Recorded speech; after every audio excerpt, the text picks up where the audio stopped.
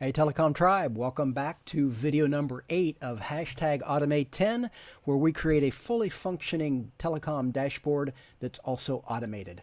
In this video, we're going to insert a chart that displays graphically the numeric information in our dashboard.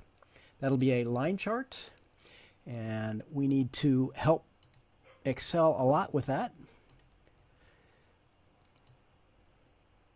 So let's start by adding a series. We're going to call that just MOU.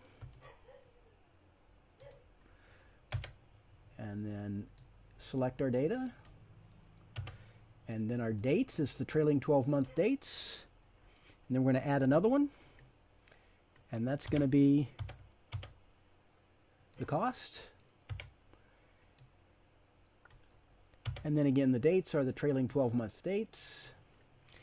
And there you go.